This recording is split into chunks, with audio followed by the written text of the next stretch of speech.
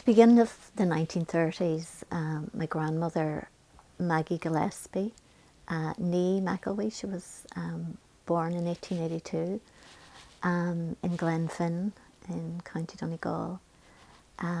She was widowed in the 1930s. She had 11 children. My mother was the youngest, actually. She was 2 years of age at the time. So she had 8 sons and 3 daughters to bring up. I think my love of fibres really comes from my grandmother. And I think looking back, combing my grandmother's waist-length silver white hair was probably the thing that gave me the greatest love for threads. Her hair was really like silk, like the finest silk. The stories that Mummy told about Granny and how at night she would, when she finished all the hard work of the day on the farm and she churned her milk and she made her butter and all of that. So when she finished that and sat down in the evening, she would bring out a wooden frame, and stretched across it would be her latest quilt. And so this is one of my treasures, actually one of my most loved possessions. And it's a quilt that Granny made.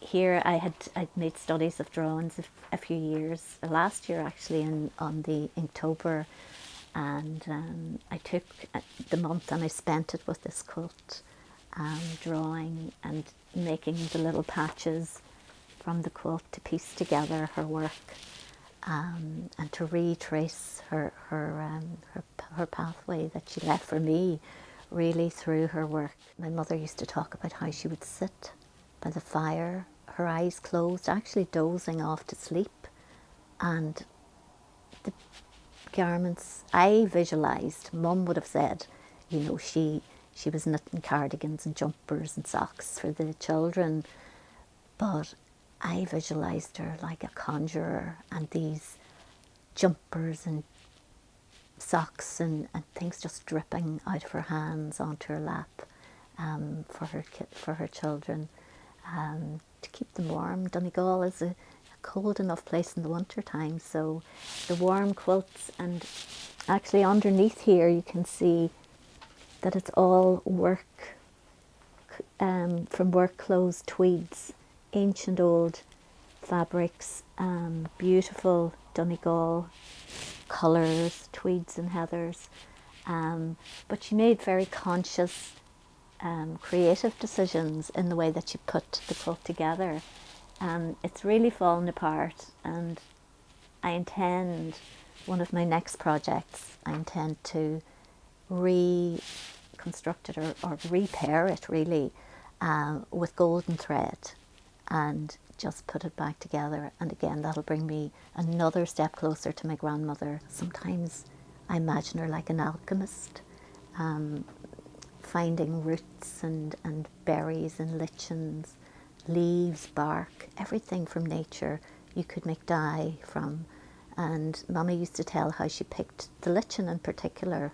It must have been for a colour that she particularly liked. I can see her with her bubbling dye pots, and imagine her creating these beautiful, vibrant and sometimes subtle colours to feed her hungry fibres, or her humble fibres. They were from flower bags, gathered and saved. The flowers came in huge big sacks, and a lot of baking was done, obviously, when you've got a big family.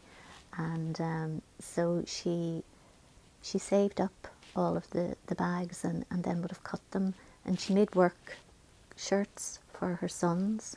She made aprons and bedding, and I'm sure there's probably layers in the actual quilting of this inside that she would have used the flower bags as well for. And then little for the younger children, little aprons and pinafores that covered their good clothes if they were out playing. Something that I would love to say as well about her is, She was considered the lucky person, or the wise person to have at a birth, and she could be called in the middle of the night to go and attend at a birth and help. She would have gone anywhere across the fields for anyone. All of the acts of kindness and creativity that my grandmother was capable of has, I hope, filtered down through the generations, and has, I carry it in my heart. I carry her memory in my heart.